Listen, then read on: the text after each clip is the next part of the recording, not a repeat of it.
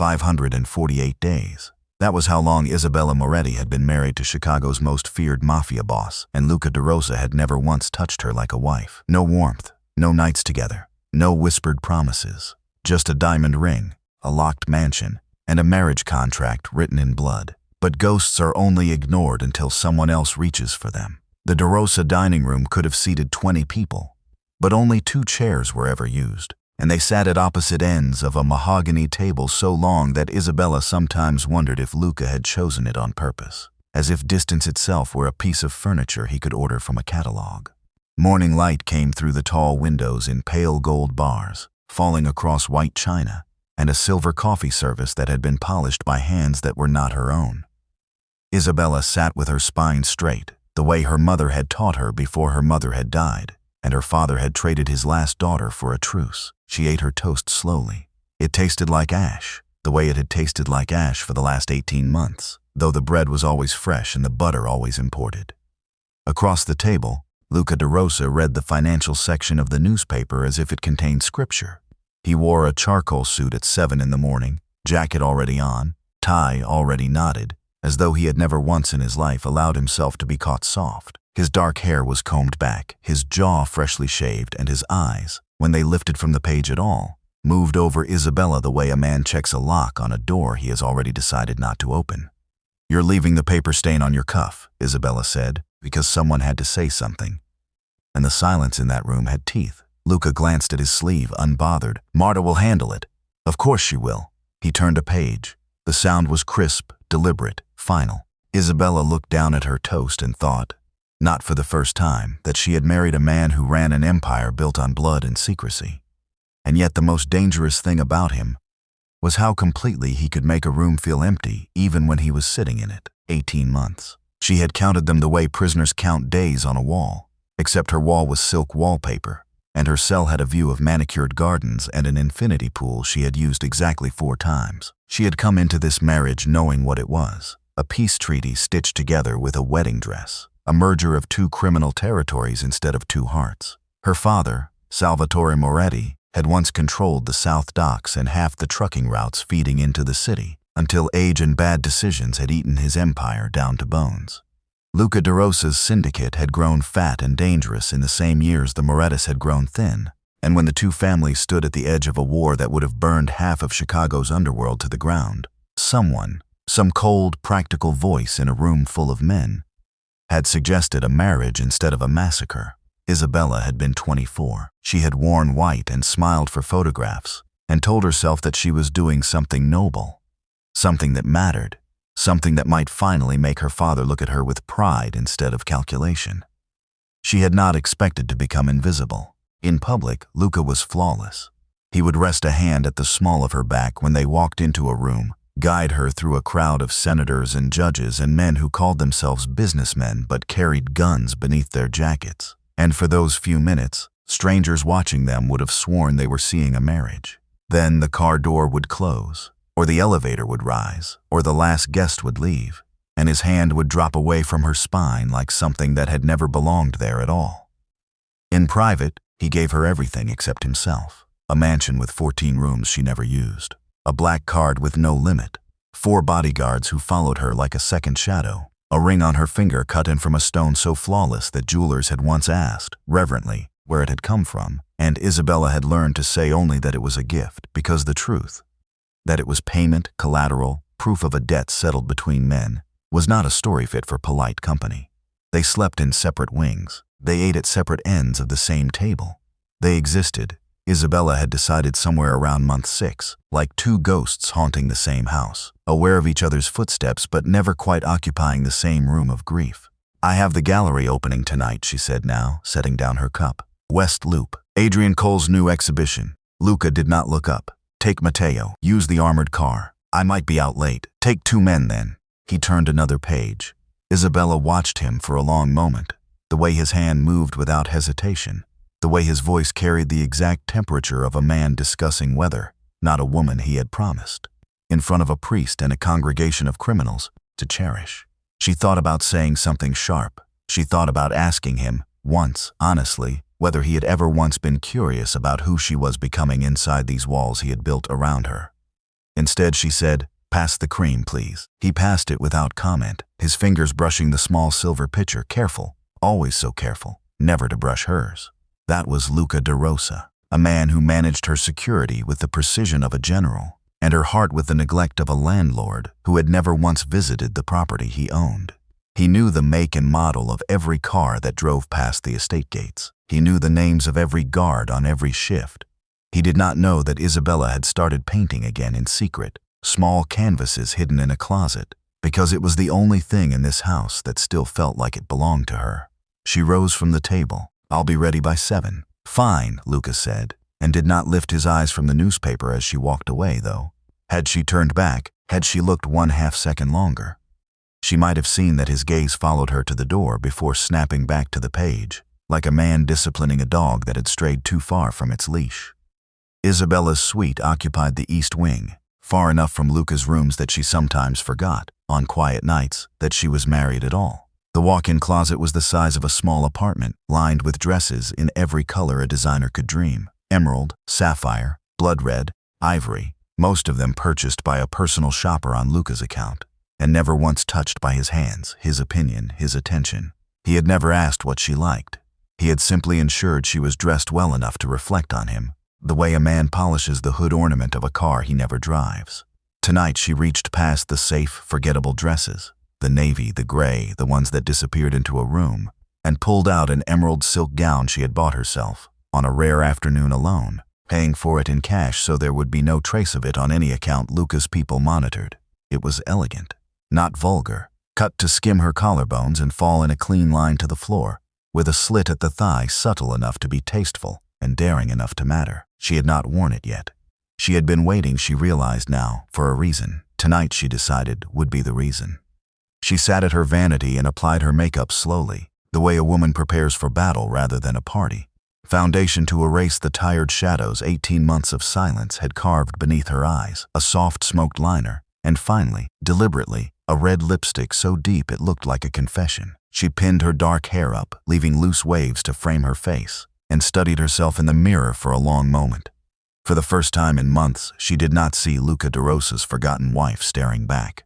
She saw a woman who was still alive. There was a knock at the door. Matteo Rinaldi stood in the hallway when she opened it, dressed in his usual dark suit, radio earpiece tucked discreetly into place, his expression schooled into the careful neutrality of a man who had spent a decade learning not to react to anything he saw inside these walls. He reacted anyway. Just barely, a flicker, there and gone, the smallest widening of his eyes before his training reasserted itself. "Mrs. de Rosa," he said, "the car is ready." "Thank you, Matteo." She reached for her small clutch, the diamond ring catching the light as she did. "How do I look?" It was an unfair question to ask a man paid to protect her, not compliment her, but Matteo answered honestly, in the careful way of someone who had learned that honesty, delivered quietly, rarely got a man killed, like someone who's tired of being invisible. Isabella smiled, a real smile, small and a little sad. "Perceptive. It's my job to notice things, ma'am. Does Luca know that about you, that you actually see people?" Matteo's jaw tightened almost imperceptibly. "Mr. de Rosa notices everything, Mrs. de Rosa. He simply chooses what to act on."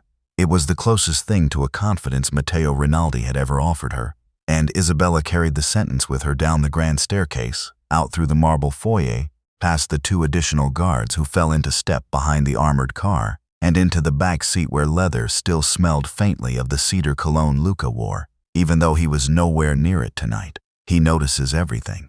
He simply chooses what to act on.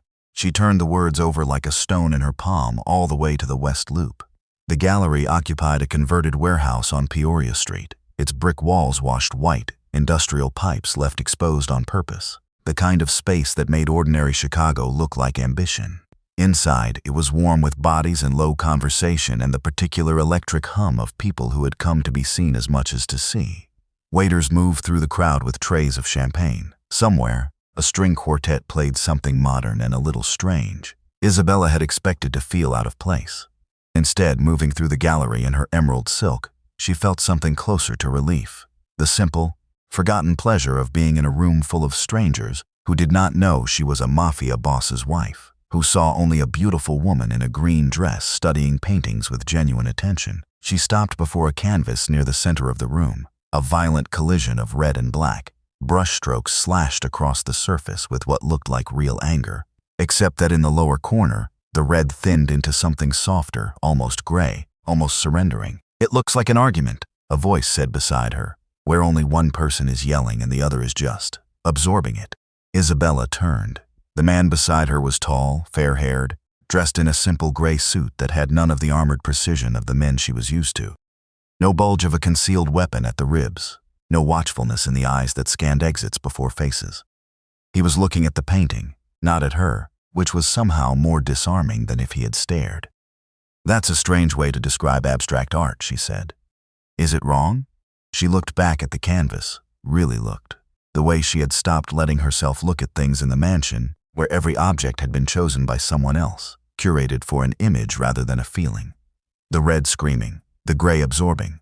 "No," she admitted quietly. "It's not wrong at all. Adrian Cole." He extended a hand, and when she took it, his grip was warm and easy. Nothing like the careful, calculated handshakes of the men who came to Luca's house to discuss territory and debts.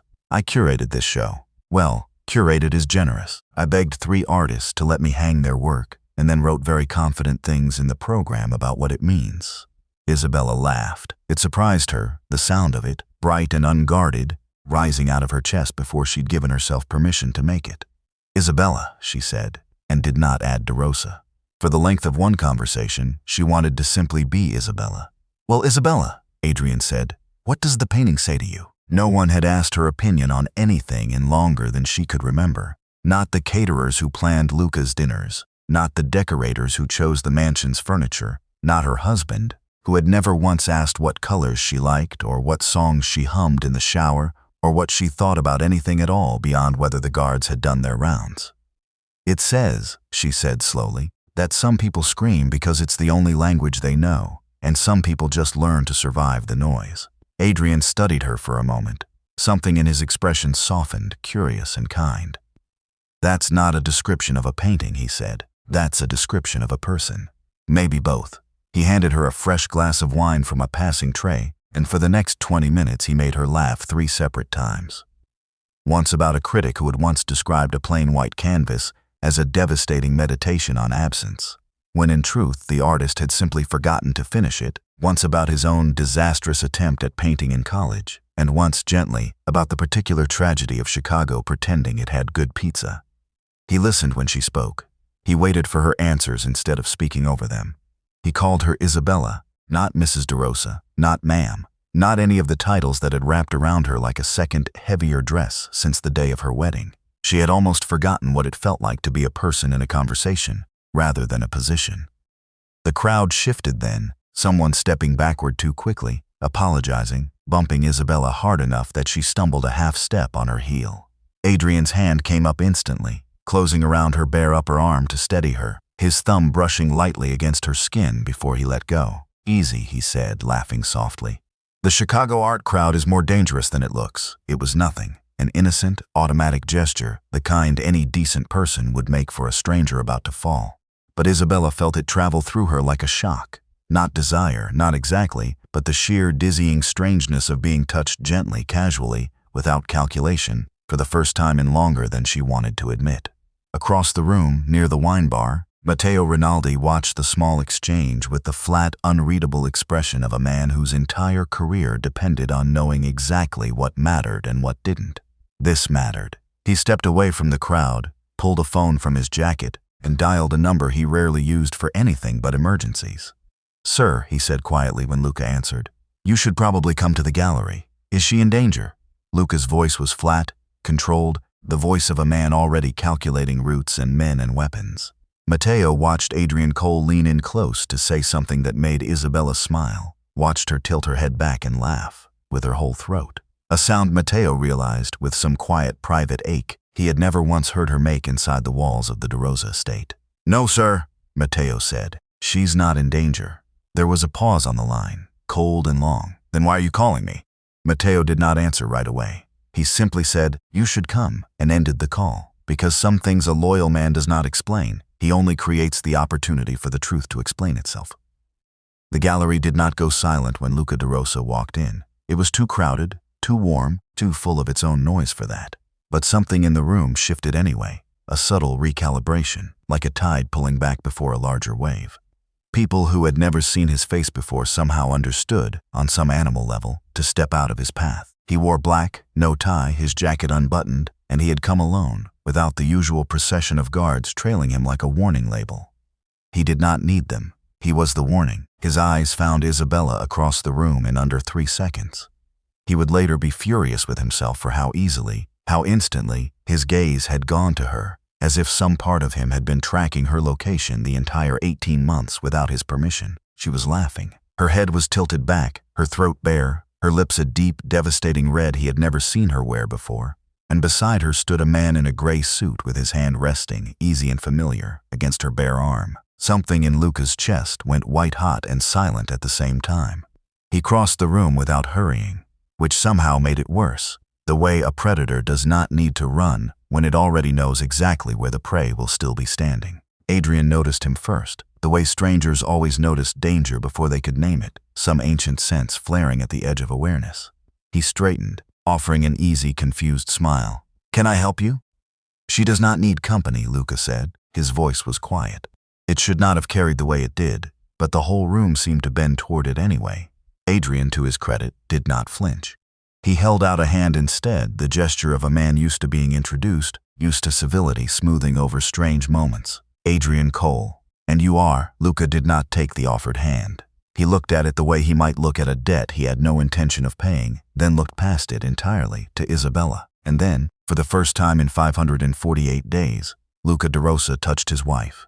His hand slid around her waist, not gentle, not careful, but with a possessive weight that made her breath catch audibly. He pulled her against his side, against the hard line of his body, and Isabella felt heat pour through the thin silk of her dress from the press of his palm, felt it travel up her spine like something igniting after a very long, very cold winter. "We're leaving," Luca said. It was not a question. It was not, technically, even directed at her. It was a statement of fact, delivered with the flat certainty of a man announcing weather. "Luca," Isabella started, humiliation rising hot in her throat, aware of every eye in the gallery that had turned, discreetly or not, toward the three of them. Now, his voice dropped lower, meant only for her, and there was something in it she had never heard before, not anger exactly, but something rawer, something that sounded almost like fear wearing anger's clothes. Adrian looked between them, understanding dawning slowly, uncomfortably, across his face. "I didn't realize you were." "You didn't need to realize anything," Luca said, without looking at him. "You touched what is mine." The words landed in the small space between them like a dropped glass. Isabella felt her face flush, not with shame, but with a strange, furious heat, because in 548 days, Luca de Rosa had never once called her his. Not like that, not with that kind of ownership burning underneath it. She wanted, very badly, to hate how much the word affected her. She let him lead her out of the gallery instead, his hand still locked at her waist, past a crowd that watched them go with the particular silence of people who have just witnessed something they will talk about for weeks, and out into the cool night air where the armored car sat waiting, engine already running, Matteo standing beside the open door with his eyes carefully, diplomatically, fixed on nothing at all. The silence in the car was different from the silence of the mansion. The mansion's silence was dead, a stillness that had settled over 18 months like dust, familiar and suffocating in its familiarity. This silence was alive. It pressed against the windows and pooled in the space between them like something with a pulse. And Isabella pressed herself against the door, as far from Luca as the leather seat would allow, arms crossed over the emerald silk, jaw set. Luca sat too close. He always kept a careful, disciplined distance from her. She had catalogued it without realizing, the exact 18 inches he maintained in every room, every car, every photograph. But tonight he had abandoned that distance entirely, his shoulder nearly brushing hers, his cologne, cedar, smoke, something darker underneath, filling the small space until she could taste it. The city slid past the tinted windows in streaks of gold and red. "Do not," Luca said finally, his voice low and rough, "ever let another man touch you again." Isabella turned on him, 18 months of silence breaking open at once. "Now you remember I am your wife?" He didn't answer. His jaw tightened, a muscle flexing beneath the shadow of stubble, and he looked out the window instead of at her, his hands curling into fists on his knees as though he were physically restraining himself from something. 18 months, Luca. Her voice trembled, Not with fear, but with the effort of holding back everything that had been building for 548 days.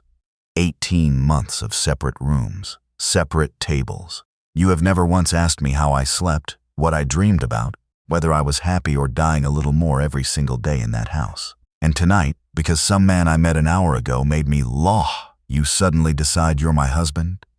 He touched you. He steadied me when I stumbled. That is what decent people do for each other. Something you might remember if you'd ever bothered to notice I existed as more than a fixode in your dining room. I know exactly how you exist, Luca said, and something dangerous had crept into his voice now, something that made the hair rise on the back of her neck. I know what time you wake. I know you take your coffee black on the days you're tired, and with cream on the days you're pretending you're not. I know you've started painting again in the closet on the 3rd floor because you think no one checks the electric bill for that room. I know everything, Isabella. She stared at him, breath caught somewhere in her throat. Then why? She whispered. Have you never once said any of it to me? Luca did not answer. He simply looked at her, really looked. For the first time in longer than either of them could measure. His dark eyes moving over her face like a man memorizing something he had forbidden himself to study too closely.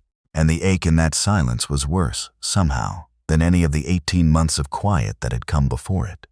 The car pulled through the estate gates, tires crunching over gravel, and neither of them spoke again until it stopped. Luca's private study occupied the west corner of the mansion's ground floor, a room of dark wood, leather, and locked drawers, where syndicate business was conducted behind a door no one entered without permission. Isabella had been inside it perhaps 4 times in 18 months, always briefly, always for some administrative signature that required her name.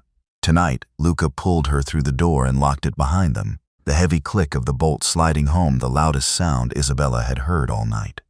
You humiliated me, she said, spinning to face him, the emerald silk swirling around her ankles, in front of an entire gallery. You marched in like I was a possession you'd misplaced, and you dragged me out without a single word of explanation. And now you lock me in here like I'm the one who did something wrong. I kept you alive. No.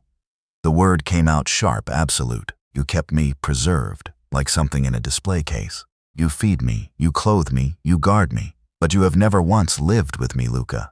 Not for one single day of 548. His expression flickered, the first genuine crack she had seen in 18 months, something raw moving beneath the controlled surface of his face. You ignored me, she went on, and now that the words had started, she could not stop them. 18 months pouring out of her all at once. You spoke to me about guards and cars and schedules. You slept on the other side of this enormous house like I was contagious. You used me to end a war between 2 families, and you have never once, in a year and a half, asked me if I regret it. And now, because another man saw me smile, you act like I belong to you? You do belong to me. His voice had dropped low, dangerous. But there was something underneath it now that sounded less like a threat and more like a confession forcing its way out through gritted teeth. He touched what is mine. You do not get to ignore me like a ghost, Isabella said, and then claim me like property. The silence that followed was absolute. Luca stood very still, his hands braced on the edge of his desk, his head bowed slightly, and when he finally spoke, his voice had lost the flat, controlled register she had known for 18 months. It came out rough, unguarded, like something being pulled up from a place he had spent years sealing shut. I did not stay away, he said, because I didn't want you. Isabella went very still. I stayed away, he continued, because I wanted you too much. He straightened, and when he looked at her now, there was none of the ice she had grown used to, only something exposed, almost helpless. I have watched you every single day for 18 months, Isabella. I watched you walk through these halls in the mornings before you thought anyone was looking. I watched you sit at that impossible table I chose specifically because I didn't trust myself to sit any closer to you. I watched you wear my ring and never once complain, and I told myself every single day that distance was discipline, that a man in my position cannot afford weakness, and you. His voice broke slightly, and he pressed his jaw shut for a moment before continuing, you were the single greatest weakness I had ever encountered. So you punished me for it, Isabella said quietly.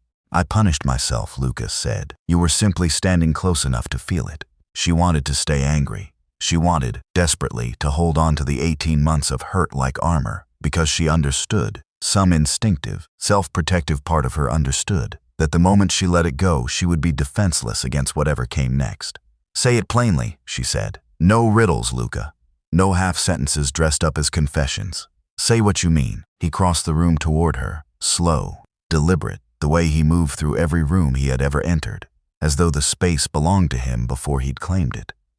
He stopped close enough that she had to tilt her head back to hold his gaze, close enough that she could feel the heat radiating off him, close enough that the cedar and smoke of him filled every breath she took. "I watched you every day," he said again, softer now, "and I told myself distance was discipline. Then I saw another man make you smile in a room full of strangers, and every rule I built for myself burned to the ground in about 4 seconds." Isabella's heart was pounding so hard she could hear it in her own ears. "That's not fair," she whispered. "You cannot ignore me for a year and a half and then expect one confession to undo it." "I don't expect anything," Luca said. "I am simply done pretending I don't want you." The tension between them had become something physical, something with weight and heat, pressing the air out of the room. Isabella looked up at him, at the man who had spent 18 months as a stranger sharing her house, who had just, in the space of one gallery and one car ride and one locked door, become someone else entirely. And she made a decision that surprised even her. She reached up, fisted her hand in the front of his shirt, and kissed him first. For one suspended second, Luca did not move, as if 18 months of iron discipline had frozen even his instincts, as if some part of him could not quite believe this was real, and not another version of the restraint he had practiced for so long. Then something in him broke entirely. His hands came up to frame her face, and he kissed her back with a hunger that had clearly been starved for far longer than either of them had admitted out loud. Isabella felt the desk edge press against her hip as he walked her backward, felt papers slide and scatter beneath her hands as she gripped the wood for balance, felt 18 months of silence collapse into something wordless and urgent. "Isabella," he murmured against her mouth, her name sounding different in his voice than it ever had before. Not a formality, not an item on a schedule, but something closer to reverence. "You don't get to say my name like that," she breathed, "and then go back to ignoring me tomorrow." "I won't." His hands moved to her waist, to the curve where the emerald silk clung to her, and his voice roughened. "I can't anymore. I've tried for 18 months and I can't." This was not lust alone, though the heat of it was undeniable, pressed together in the low lamplight of a locked study with papers scattered across the floor. It was anger finding its counterpart in longing. It was loneliness finally being answered instead of endured. It was two people who had shared a house and a name, and a bed of separate, cold rooms for 548 days, colliding at last with everything they had spent that time refusing to feel. Luca kissed the curve of her throat, the line of her collarbone bared by the dress she had chosen for a stranger's attention and worn, in the end, for her own husband's ruin. His hands were careful even in their urgency, as though some deep, disciplined part of him still refused to let this become anything less than deliberate. As though after 18 months of restraint, he intended to make sure this, at least, would not be rushed or wasted. "I should hate you," Isabella whispered, her fingers curling into his hair, "for everything you didn't say." "You can hate me tomorrow," Luca said against her skin, and there was something almost like a laugh buried beneath the roughness of his voice, the first sound of genuine warmth she had heard from him in a year and a half. "Tonight, just let me see you. See her. Not possess her, not preserve her, not manage her like an asset on a ledger. See her, the way Adrian had, the way no one in this house had bothered to for 18 endless months." She let him. What followed was not explicit in the telling, only true. The collapse of restraint that had calcified over 548 days, the sound of a desk lamp knocked to its side and left burning sideways on the carpet, the low murmur of her name over and over like a man rediscovering a word he'd forgotten how to speak. The particular ache of being finally seen after a year and a half of being merely observed. There was anger in it, and there was tenderness, and there was a hunger too large to have been born in one night. The accumulated weight of 18 months finally given somewhere to go. When it was over, Isabella lay curled against Luca's chest on the leather sofa in the study, his heartbeat slowing gradually beneath her cheek, his hand moving in slow, absent circles over her bare shoulder as though he could not quite stop touching her now that he had allowed himself to start. 18 months, she murmured into the quiet. "I know." His voice was low, rough, stripped of all its usual armor. "I will spend the rest of them making up for it, if you'll let me."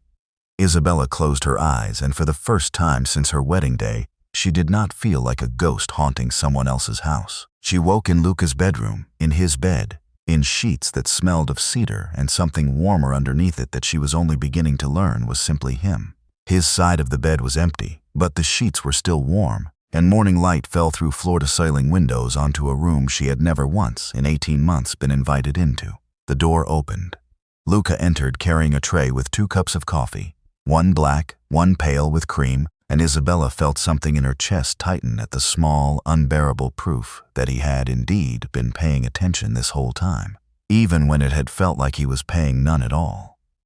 "You didn't know which one I'd want this morning," she said, sitting up, pulling the sheet around her. "I made both," Luca said simply, setting the tray on the nightstand. "I wasn't certain if today was a cream day or a black day." Isabella took the one with cream, and something in her throat ached at the small mercy of it. "The West Wing is being cleared today," Luca said, sitting on the edge of the bed, his voice returning slowly to its usual controlled register, though something in his eyes remained unguarded in a way she suspected would take him time to relearn how to hide, if he even tried. "Your things will be moved here. Separate bedrooms are over." Isabella studied him over the rim of her cup. 18 months ago, or even the day before, she might have accepted this the way she had accepted every other decree in this marriage. Quietly, gratefully, another gift handed down from a man who managed her life with the same efficiency he managed his territories. "Not anymore." "Am I your wife now?" she asked, "or just a prisoner moved to a warmer cell?" Luca's expression shifted, something almost wounded crossing it. "You are not a prisoner, Isabella. Then prove it." She set the cup down, sat up straighter, pulling the sheet higher but holding his gaze without flinching. "If I am truly your wife, not your ward, not your liability, not a woman you keep safe and warm and utterly in the dark, then I want in." "Into what?" "To the organization, to the risks that could get me killed whether I understand them or not. To the South Docks my father surrendered so that members could exist in the first place. To the truth behind this entire arrangement, all of it, not the version you've decided I'm allowed to know." She let the silence sit for a moment before finishing. "I want a seat at your table, Luca. The real one, not the one with the coffee service." Luca was quiet for a long moment, studying her the way he might study a rival's opening move in a negotiation, searching for weakness, for bluff, for the tremor that would tell him she didn't mean it. He found none. "Carlo will object," he said finally. "Carlo can object all he likes," Isabella said. "I am not asking his permission. I am telling you what I require to stay in this marriage as something other than furniture." Something that might have been the beginning of a smile moved at the corner of Luca's mouth. Small, reluctant, and entirely real. "You've been planning this speech. I've had 18 months to plan it." He reached out and tucked a strand of dark hair behind her ear, his fingers lingering against her jaw in a way that would have been unthinkable from him a day earlier. "Then I suppose," he said quietly, "it's time I gave you what you asked for." The South Docks stretched along the river beneath a gray Chicago sky, cranes rising against the horizon like iron skeletons, the air thick with diesel and salt and fog rolling in off the water. Isabella stepped out of the armored car in a tailored charcoal suit. No silk tonight, no red lipstick, only the sharp, deliberate armor of a woman walking into a room that had never expected to see her. The warehouse used for syndicate meetings sat at the edge of the loading yard, guarded by 4 of Luca's men who straightened visibly at his approach, and then, a beat later, at hers, clearly uncertain what protocol required for a boss's wife walking through the door beside him rather than behind him. Inside, a long table stretched beneath bare industrial lighting, surrounded by a dozen men who fell silent the moment Isabella crossed the threshold. Carlo Vieri, Luca's underboss, rose from his seat at the far end, his expression carved from disbelief and open disapproval in equal measure. He was a broad, heavy-shouldered man with a face like weathered stone, and his voice, when it came, carried the particular contempt of a man who had built his entire worldview on the assumption that women existed at the edges of power, never inside it. "Boss," Carlo said, not looking at Isabella at all as if she were a piece of furniture that had wandered in by mistake. "This is business." "She knows these docks better than you do," Luca said flatly, taking his seat at the head of the table and gesturing for Isabella to take the chair beside him, not across from him, not behind him, beside him. Carlo's jaw tightened. "With respect, boss, wives are for alliances, not strategy." "Then let's test that theory," Isabella said, her voice calm, cool, carrying easily across the room. She stepped to the wall where a map of the docks and shipping routes had been pinned, annotated in someone's careful handwriting with weekly volumes and contact names. She studied it for exactly the length of time it took to confirm what she already suspected from the numbers Luca had left carelessly open on his desk that morning. Numbers she had studied not out of nosiness, but out of the simple, practiced habit of a woman who had spent her entire childhood listening to her father discuss these exact docs over dinner. Doc 7's manifest volumes have dropped 11% over the last 2 months, she said, tapping the map, while Doc 4's have risen by almost exactly that amount. Someone is rerouting cargo, and they're doing it through a foreman who's been on your payroll less than a year. A ripple of unease moved through the room. That's a guess, Carlo said, but there was less certainty in his voice now. It's not a guess. Doc 7's foreman is Danny Marsh. My father used him for years before this marriage, and Danny Marsh has always taken a cut off the top when volume drops, and no one's counting closely enough to notice. He's not loyal to you, Carlo. He's loyal to whoever's paying him the largest bribe that month, and right now, someone outside this room is paying him very well to make your numbers look like incompetence instead of theft. Carlo's face had gone a deep mottled red. And how would you know that? Because I grew up at that table, listening to men exactly like you underestimate the women in the room, Isabella said, without raising her voice, without an ounce of the anger she felt entitled to. My father's mistake was ignoring the details. Yours seems to be assuming I haven't noticed the same details you missed. Silence spread across the table like spilled ink. Luca said nothing, but Isabella felt the shift in him beside her. Not the possessive heat of the gallery, not the raw hunger of the study, but something new entirely. Respect. The particular rare respect of a man who had built an empire on recognizing value and had just watched, in real time, a woman he'd underestimated for 18 months prove herself worth every ounce of the seat she'd demanded. Verify it, Luca said to Carlo, his voice quiet but absolute. Quietly. If she's right, Danny Marsh is done by Friday.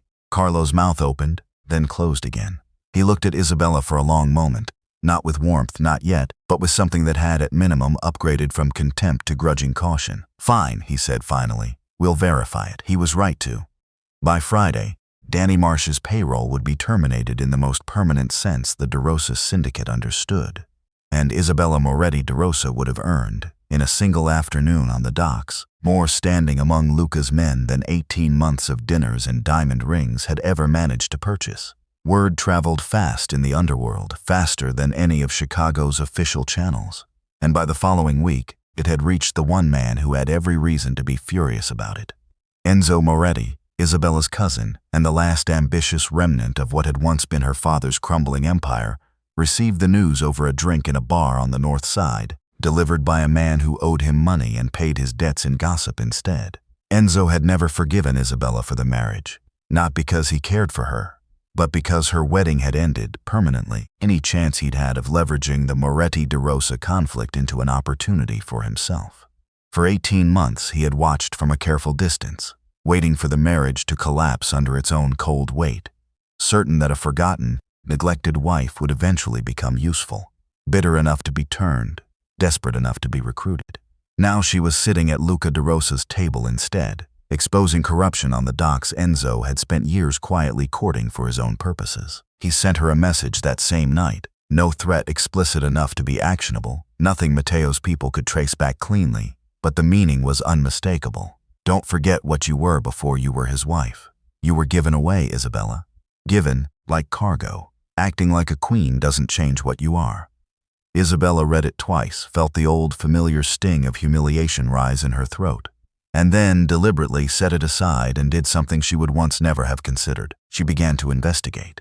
It did not take her long, working quietly through old contacts of her father's who still owed the Moretti name loyalty even in its decline, to discover that Enzo had been meeting, for months, with members of a rival crew from the western suburbs, men with old grudges against the DeRosa syndicate and fresh ambitions for the docks Luca's marriage to Isabella had supposedly secured.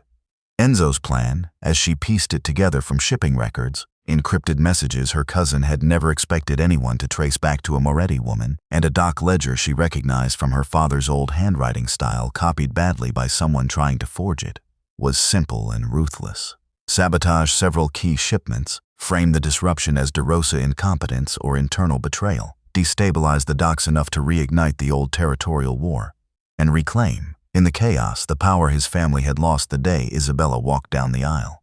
She did not run to Luca immediately. Instead, she built the trap herself.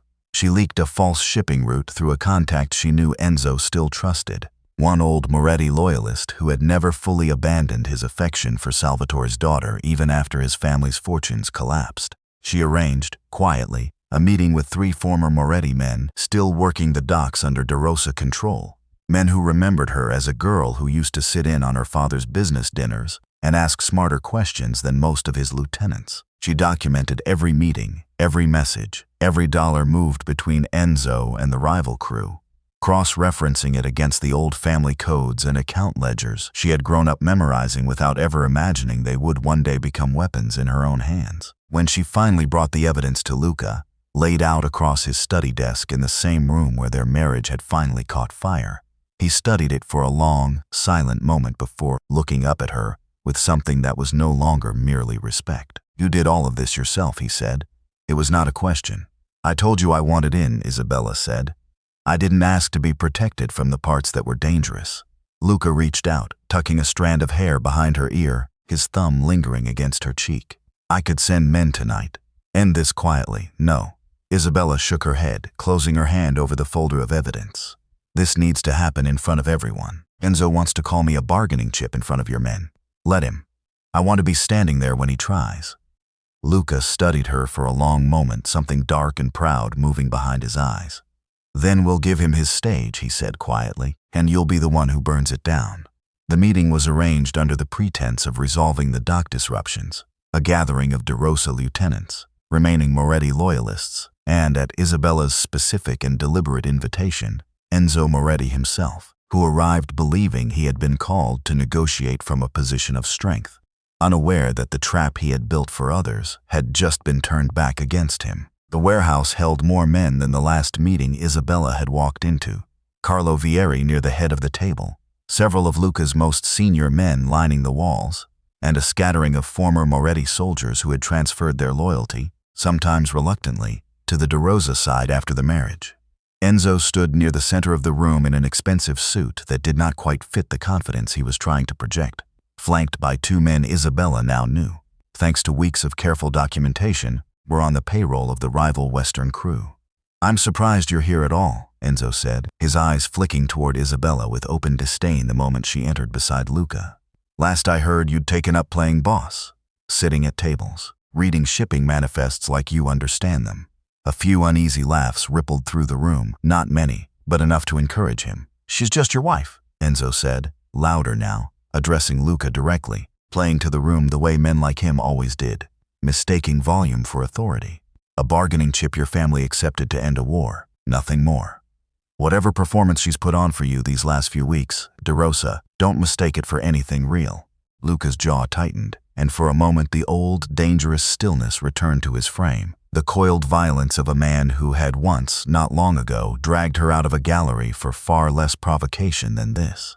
But he looked at Isabella instead of answering, and something passed between them, silent and absolute. Permission, trust, the particular partnership of 2 people who had finally learned, after 18 wasted months, to stand on the same side of a room. He said nothing. He let her answer. Isabella stepped forward, her heels striking the concrete floor with a sound that carried through the sudden quiet of the warehouse. "You're right about one thing, Enzo," she said, her voice calm, clear, carrying to every corner of the room. "I was a bargaining chip. I was given to end a war my father's mistakes helped start, and for 18 months I let myself believe that was all I would ever be." She paused, letting the silence stretch, letting every man in the room lean, almost imperceptibly, toward her words. "Then I became his wife, and now..." She let her gaze move slowly across the room, across the former Moretti men who had once known her as a girl at her father's table, across Carlo, whose expression had shifted from contempt to something far more careful. "Now I am the woman who knows every shipping route on these docks better than the men paid to run them. I know every hidden loyalty your family still commands, Enzo, and every debt it never paid off. I know every account your father buried and every account you've been quietly draining for the last 6 months to fund a war you don't have the strength to win." Enzo's face had gone pale, his composure cracking at the edges.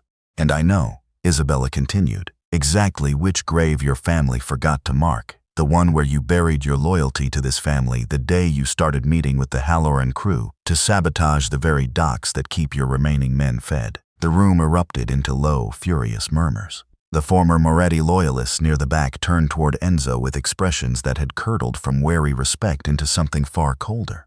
"That's a lie," Enzo said, but his voice had lost its volume, thinning into something desperate. Isabella withdrew the folder from beneath her arm and set it on the table with a soft, final sound. "It's documentation. Every meeting, every payment, every falsified shipment you tried to route through Danny Marsh before we caught him. I built this myself, Enzo, with the same family knowledge you thought made me useless."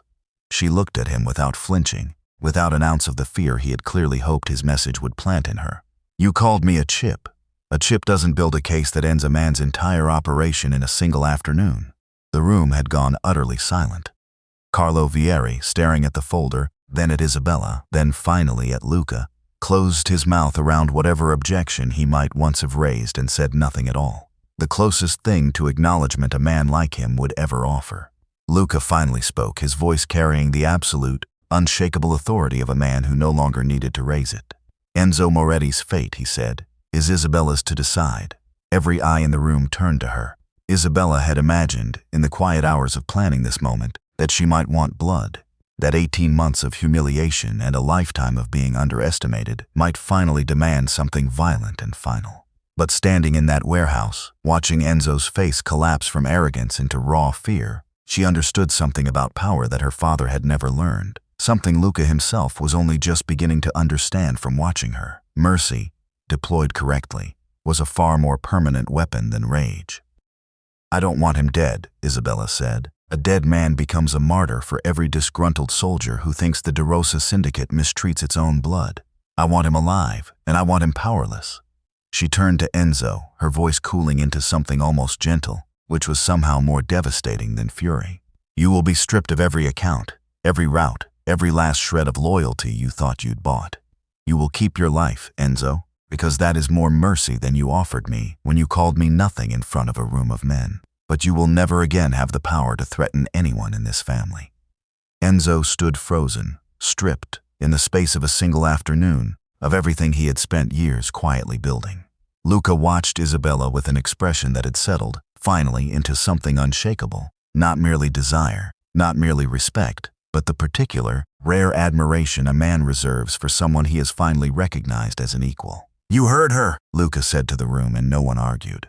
Months later, the De Rosa dining room looked almost exactly as it had on the morning this story began. The same long mahogany table, the same silver coffee service catching the pale gold light through tall windows, the same white china, set with careful precision by hands that were not their own. But Luca did not sit 6 feet away this time. He sat beside Isabella, close enough that his knee brushed hers beneath the table, close enough that when he reached for the cream, his fingers lingered against hers before passing it. A small, deliberate contact that would have been unthinkable 18 months earlier. "I was a coward," Luca said, setting down his cup, his eyes steady on hers in a way she had learned to expect now, rather than search for and be disappointed by. "I told myself distance would protect you from what I am, from what this life could do to someone who mattered to me. But all it did was wound you, slowly, for a year and a half, while I convinced myself I was being disciplined instead of cruel." Isabella studied him for a long moment. The man who had ignored her for 548 days, who had finally broken at the sight of another man's hand on her arm, who had confessed his fear in a locked study, and let his control shatter across a desk covered in scattered papers, who had, in the month since, handed her a seat at his table not as a gift but as a recognition of something he had been too blind to see from the start. "I regret wasting 548 days thinking I was invisible," she said quietly. "You were never invisible," Luca said, reaching across the small distance between them to cover her hand with his own. "I was the fool who looked away." Outside, the sound of an engine idling drifted faintly through the windows. The armored car, ready for the drive to the docks, where a delegation from 3 different territories waited to negotiate terms that, for the first time in the De Rosa Syndicate's history, would be shaped as much by Isabella's strategy as by Luca's reputation. She rose from the table, smoothing the deep blue silk of her dress, and Luca rose with her, offering his hand. Not the careful, performative gesture of 18 months of appearances, but something real, something earned. He walked her to the car himself, waving off the guard who moved to open the door, and opened it with his own hand instead, holding it as she stepped inside. Not as a contract wife accepting a role written by men who had never asked what she wanted. Not as a prisoner moved from one gilded cell to a slightly warmer one, but as the woman who now ruled beside him, feared and respected in equal measure by every man who had once dismissed her as nothing more than a bargaining chip in someone else's war. The marriage had begun as a contract. It had become, in the wreckage of 18 wasted months and one gallery night that changed everything, a warning carried through every territory in Chicago's underworld. Touch Luca DeRosa's wife, and you wake the monster. Underestimate Isabella DeRosa, and you lose the city. Did Luca deserve a second chance after ignoring Isabella for 18 months? Or should she have walked away the moment he finally got jealous? Comment your answer below. If you love dark mafia romance, jealous husbands, and powerful wives becoming queens, hit like, subscribe, and turn on notifications for the next story.